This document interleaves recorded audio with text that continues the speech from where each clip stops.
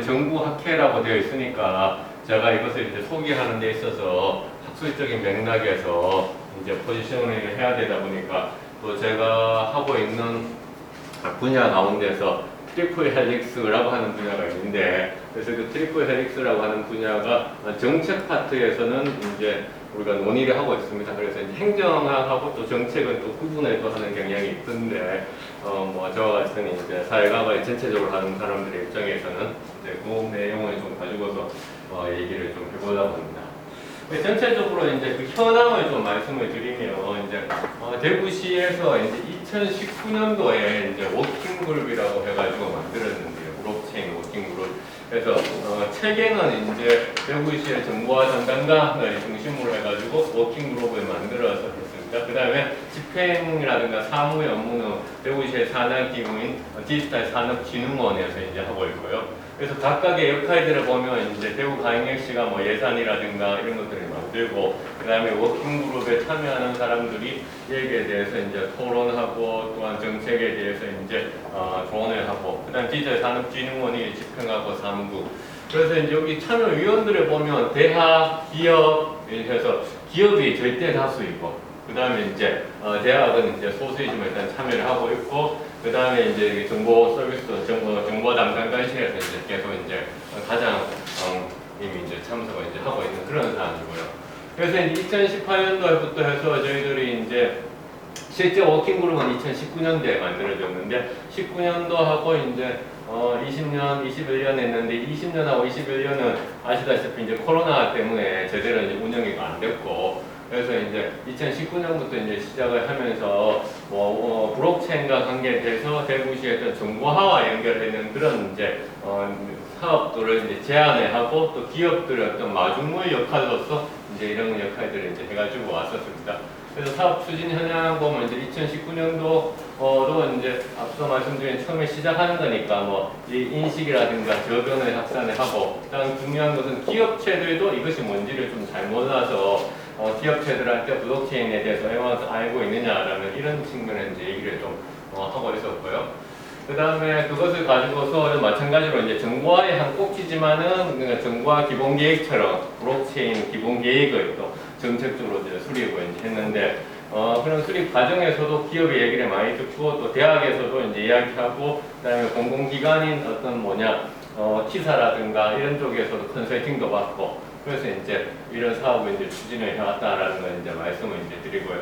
그래서 대구시에서 일단 이런 그 블록체인 정책의 어떤 산출물이라고 하는 것은 대구 ID라고 하는 그러니까 대구시의 여러 서비스들을 하나의 모바일 앱에서 이제 접속할 수 있는, 로그인 할 수 있는 그 산출물이 이제 나오게 됐어요. 그래서 이제 대구 ID라는 애플리케이션에 가면 대구시의 통합도서관 대출 서비스라든가 대구시의 토크 혹은 사랑의 그린피시 이런 것들도 다 할 수 있게 이제 이야기를 이제 되어 있습니다. 그래서 이런 거에서 우리가 이제 운영을 했는데, 제가 이 케이스를 그럼 어떻게 이제 맥락화할 것인가라고 했을 때, 첫 번째는 이제 왜 그러면 워킹 그룹인가? 워킹 그룹이라는 것은 이제 구분을 이제 한다면, 우리가 자문회의라고 하는 것은 공무원들이 정책 방향을 설정을 하고, 그 다음에 해당되는 정책 방향들에 있어서 조언을 들으면서 수정 보완하는 것이 자문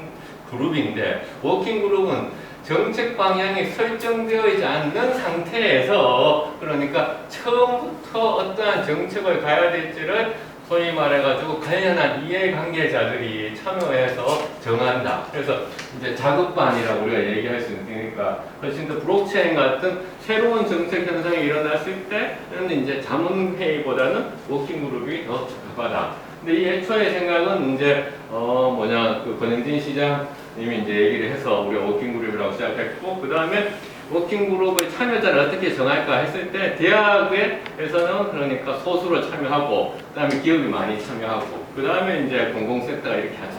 그래서 대학하고 이제 기업, 그 다음에 정부 이렇게 가는 거죠. 그래서 이제 제가 칼럼에서 지난 그러니까 3, 4년 동안에 대구시의 워킹그룹에 대해서 쭉 역사를 하고 의미를 하는 그런 칼럼을 한번 이제 썼었고요. 그래서 그럼 트리플 헬릭스라고 하는 것을 이제 우리가 어떻게 얘기하냐면, 대학, 기업, 정부가 서로 간에 연결되어 있는 건데, 그럼 이렇게 얘기하면 그 산악관이라고 얘기하는 거하고 뭐가 다르냐라고 이게 주로 질문을 많이 합니다. 근데 트리플 헬릭스라고 하는 것을 굳이 번역하자면 산악관이 될 수도 있겠죠. 그러나 트리플 헬릭스라고 하는 이 모델은 1980년대 중후반에 그러니까 헨리 에트코비치라고 하는 교수하고 네덜란드의 루트 레이더스로프라는 교수가 두 명이 만나가지고 그러니까 우리가 지금까지는 그러니까 무엇을 생각을 했느냐면 대학하고 기업만을 주로 이제 생각을 했었는데 대학 기업을 누군가가 중간에서 계속 그러니까 코디네이팅하는 주체가 있다. 그게 누군가 봤을 때 가버먼트다라는 거죠. 왜? 정부가 규제를 하잖아요. 규제를 하니까. 그래서 그러면 이 세 업체 세 가지 주체가 만났을 때 이 대학하고 기업도 어떻게 행위를 해야 될지가 바뀌어질 수 있다라고 얘기했죠. 그런데 이제 레이더스로프라고 하는 교수는 원래 배경이 이제 바이오로지 쪽이었어요. 그러다가 나중에 이제 사회학으로 이제 옮기신 분인데요. 그래서 이제 그것을 DNA 더블 헬릭스라는 용어를 차용해서 우리가 트리플 헬릭스다라고 얘기했죠. 그래서 이제 트리플 헬릭스라는 말이 나왔는데 한국에서의 산악관 협력이라는 용어는 되게 그러니까 체인처럼 강제적으로 어떻게 하면 연결시키느냐 혹은 규범적인 그런 그 개념을 많이 담고 있고요. 그 코노테이션이 트리플 헬릭스는 그러면 그런 규범적이고도 그러니까 정태적인 것보다는 좀 더 역동적이고 그다음에 거기에 대해서 이제 좀 움직이는 듯한 다시 말해가 시간에 따라서 움직이는 축을 더 많이 강조하는 그런 모델이거든요.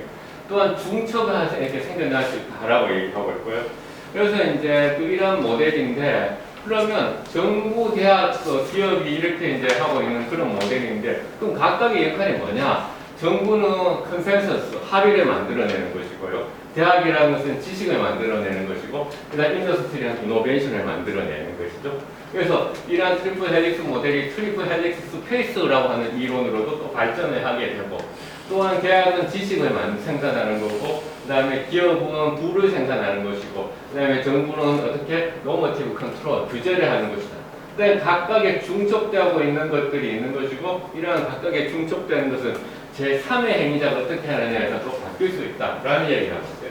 근데 이러한 논의가 1980년대 중후반에 시작되는 것이 계속 바뀌고 있어요. 이 레이더스도르프 교수도 정년퇴직을 지금 하셨고 이제 70이 넘으셨는데 최근에 쓰는 논문들에서도 이제 이 모델이 어떻게 바뀌고 있냐 얘기하고 이것을 따르고 있는 2세대, 그러니까 카이 2세대 학자, 조수와 비슷한 이제 세대인데 이 학문 분야에서는 그래서도 보면 신 트리플 헬릭스 모델이 나오고 있다라고 얘기하면서 어떤 모델이냐, 그럼 기존의 이런 트리플 헬릭스가 어떻게 바뀌고 있느냐라는 했을 때 이런 중첩되어 있는 그런 역할도 있지 않습니까? 유니버시티하고 그 다음에 기업이 중첩되고 그 다음에 기업하고 정부가 중첩되고 그 다음에 정부와 대학이 중첩되는 것이 서로 간에 역할 변화가 하고 있다. 가장 대표적인 건 대학하고 기업 같은 경우 계약학과 같은 경우 계약학과 같은 게 이제 그런 형태죠. 그래서 새로운 신트리플 헬릭스가 일어나고 있는데 그러면 그것이 어떻게 변화되느냐? 바로 중첩되는 것뿐만 아니라 이 중첩되는 것에서 새로운 공간과 영역이 생긴다. 다시 말해서 정책 환경이 그 기존에서 중첩되고 있는 그 부분에서 하나의 새로운 공간이 생겨나고 또 하나 쿼드러플 헬릭스라고 해가지고 대학, 기업, 정부 말고도 이러한 것에 영향을 미칠 수 있는 대학, 기업에 대해서 정부가 영향을 미쳤는 것처럼 대학, 기업, 정부에 대해서도 또 다른 행위를 하는 인스티튜셔널 액터들이 생겨나고 있다라고 이제 주장을 하는 거죠. 그러면서 어떻게 트리플에서 쿼드러플로 가고 그것이 이제 그 차원이 없다. 다시 말해서 트리플, 쿼드러플, 퀸투플 해가지고 n 차원으로 간다라고 이제 주장을 이제 하는 이런 모델들을 이제 얘기를 하고 있습니다. 이제 최근에는. 또한 그것이 이제 어떠한 시간적 능력이 중요하냐라고 했을 때 3차원적으로 아니 3차원, 3개의 차원들이 연결되어 있다가 다시 말해서 그것이 서로 간에 연결되고 시간에 따라서 이제 계속 바뀌는 앞서 말씀하셨던 경로 의존성이라는 개념이 이제 여기도 적용이 되는 거죠.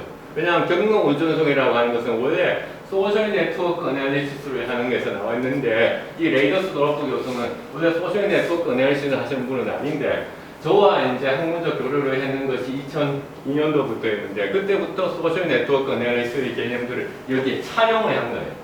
차용을 하면서 이제 여기에 보면 세 가지 주체가 서로 간에 전환적인 삼각형을 만든다. 이게 이제 트랜지티브 트라이어드라고 하는 소셜 네트워크 어널리스 개념인데 경로 의존성이라는 개념이 사실 여기서 나오는 거였거든요. 자, 그래서 그러한 차원들이 계속 이제 바뀐다. 그렇게 되면 결과적으로 이노베이션에 만드는 트리플스 유니버시티 인더스트리 가버먼트라는 것이 이 세 개가 한꺼번에 묶어지는 거죠.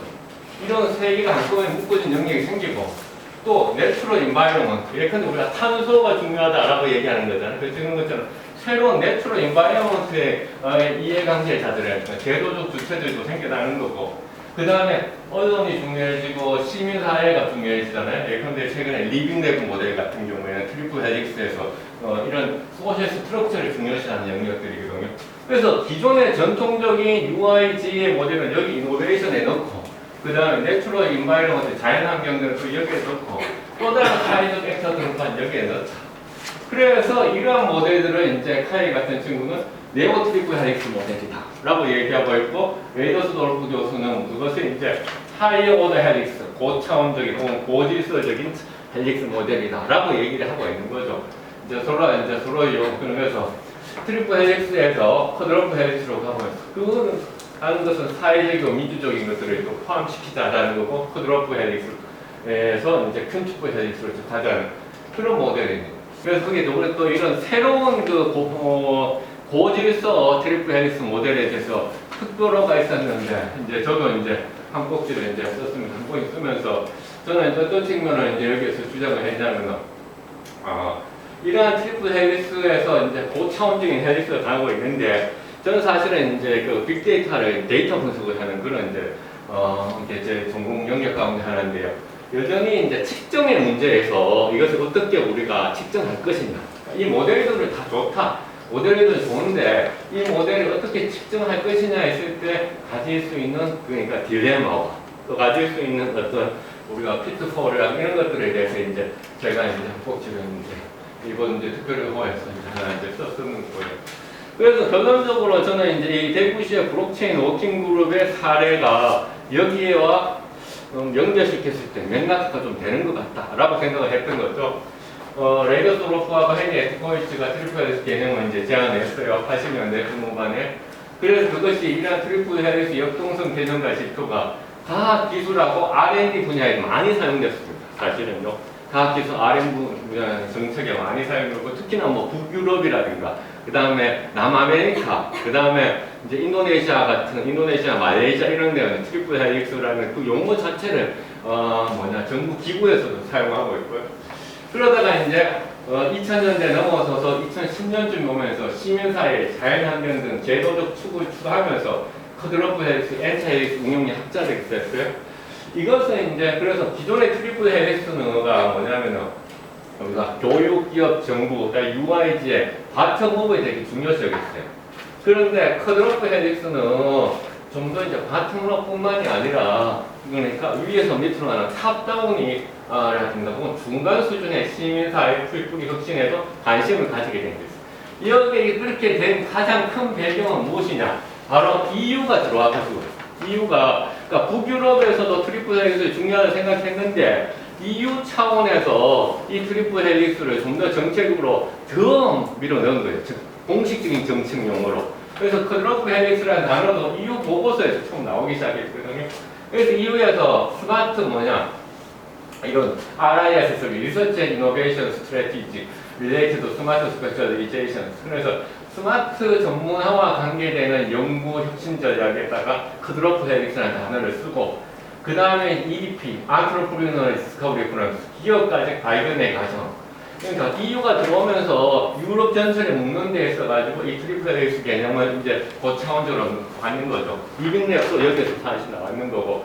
그러면서 이제 이 고질서 정책에 대한 한국말로 고질서로 번역하는 건 제가 처음인 것 같은데 왜냐면 한국에서 이 사람 거의 얘기를 안 하고 있어가지고 제가 그냥 이번에 처음으로 해봤습니다. 보니까 고질서란 말 한번 써봤습니다. 그래서 하이오더 정책의 여러 제도적 주체들의 1차적 상호작용의 상태를 나선형으로 조사하고 이게 무슨 아까 경로 의존성과 비슷한 건데요. 그러니까 UIG가 만나서 막 했는 그런 것에 대한 정책 환경을 결국은 그러니까 조사를 해서 그게 하나의 선택 환경이 되는 거죠. 그럼 2차 정책은 이러한 선택 환경 위에 다시 오버레이라는 단어는 제 단어는 아니고 레이더스로 부조소에 나누는데 오버레이되는 그러한 환경에서 또 정책 모델이 또 나와야 되는 거죠. 그러니까 정책 모델도 또한 똑같이 정책 현상과 같이 진화를 해야 된다는 거죠. 진화를 해야 된다. 진화를 해야 된다. 그래서 고질서라고 이렇게 제가 이제 블록체인 워킹 그룹에도 실제로 제가 대학에 있지만은 제가 또 그 위원장을 맡아서 해보니까 이게 좀 맞지 않을까라고 생각을 해서 오늘 정부학회 선생님들 앞에서 좀 공유를 했습니다. 감사합니다. 앞서 말씀하셨듯이 이제 그 타다 같은 경우도 전형적으로 이제 트리플 헬릭스인데 거기는 이제 유니버시티, 인더스트리, 가버먼트 가운데서 유니버시티가 없고 인더스트리가 두 개 있는 거죠. 그 다음에 가버먼트가 있는 그런 형이다 보니까 이제 오히려 이제 또 이노베이션을 창출하는 하는 트리플 헬릭스로도 보기 또 힘들어지는 그런 케이스가 되고 그래서 변형된 모델들이 계속 이제 나오고 있는 게 있습니다. 여하튼 뭐 오늘 여기서 그러니까 여러 가지 재밌는 이야기, 대구시 이야기도 듣고 좋았습니다. 감사합니다. 네.